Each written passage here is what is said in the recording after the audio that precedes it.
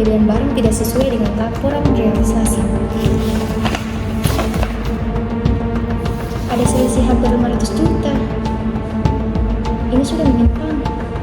Ini harus saya laporkan.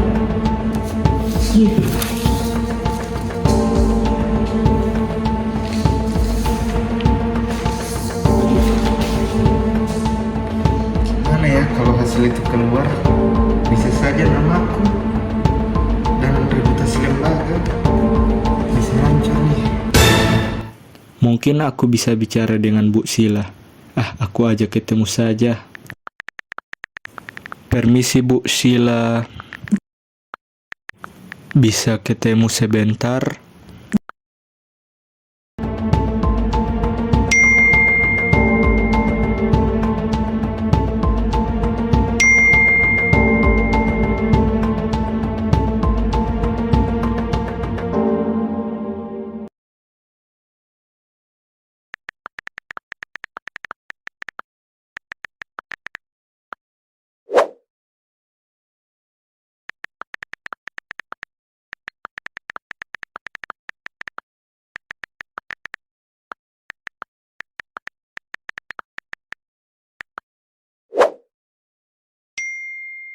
A few moments later.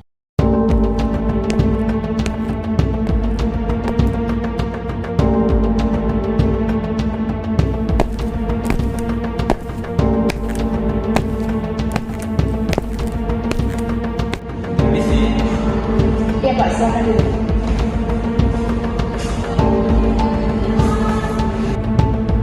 Kenapa Pak? Sila, saya tahu kamu auditor yang jujur, tapi kadang hasil laporan bisa disesuaikan kan? Ini anggap saja sebagai tanda terima kasih saya. 300 juta rupiah cukup kan? Saya tidak bisa Pak, karena di sini saya bekerja untuk negara, bukan untuk kepentingan pribadi. Ayolah Sila, hanya kita berdua yang tahu, tidak ada yang tahu tentang ini. Saya akan melaporkan hal ini karena Bapak mencoba untuk menyuap saya.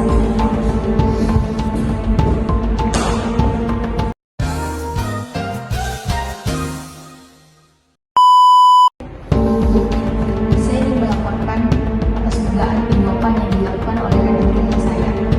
Dia menawari saya uang sebesar 300 juta agar saya menghapus semua dari laporan. Baik, akan kami tidak lanjuti. Kami butuh kerjasama Anda. Tolong rekam saat ia memberikan uang nanti. Baik, siap Pak. The next day. Setelah saya pikir-pikir, saya akan mempertimbangkan kembali saran dari Pak Wawan. Kita ketemu lagi di ruangan saya. Here we go again. Sila, seperti yang saya janjikan, ini uang 300 juta rupiah, bantu saya ya. Baik, kali ini saya akan bantu Bapak. Baik. Berhenti! Anda ditangkap karena telah melakukan sesuatu pada kami ini. Absolute cinema.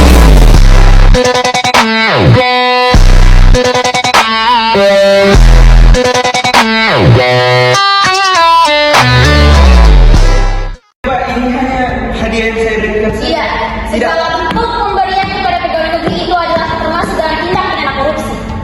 Jadi guys, kasus ini menunjukkan adanya pelanggaran pada pasal 5 ayat 1 huruf A Undang-Undang Tindak Pidana Korupsi, di mana memberi atau menjanjikan sesuatu kepada pegawai negeri agar melanggar kewajiban adalah tindak pidana suap.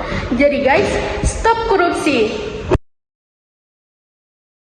Yang pertama ada unsur tindak pidana, yaitu memberikan atau menjanjikan sesuatu. Kemudian ada fakta perbuatan yang dilakukan, yaitu W secara langsung memberikan uang tunai sebesar 300 juta rupiah kepada S sebagai imbalan agar temuan indikasi penyimpangan tidak dicantumkan dalam proses pemeriksaan. Kemudian ada alat bukti pendukung, yaitu berupa rekaman video dan audio yang memuat proses pemberian uang, kemudian barang bukti uang tunai sebesar 300 juta rupiah, lalu keterangan S sebagai saksi penerima uang. Selanjutnya, unsur tindak pidana yang kedua yaitu kepada pegawai negeri atau penyelenggara negara, di mana fakta perbuatan yang dilakukan yaitu S adalah seorang pejabat pemeriksa dari instansi resmi yang berwenang melakukan pemeriksaan keuangan negara. Statusnya sebagai pegawai negeri memenuhi unsur ini. Dan alat bukti pendukung yaitu surat keputusan atau SK pengangkatan S sebagai pegawai negeri di instansi pemeriksa keuangan. Dan alat bukti yang kedua yaitu keterangan saksi dari instansi terkait yang menguatkan status S sebagai PNS. Kemudian unsur tindak pidana yang ketiga yakni dengan maksud supaya pegawai negeri tersebut berbuat atau tidak berbuat sesuatu dalam jabatannya. Fakta perbuatan yang dilakukan atau kejahatannya.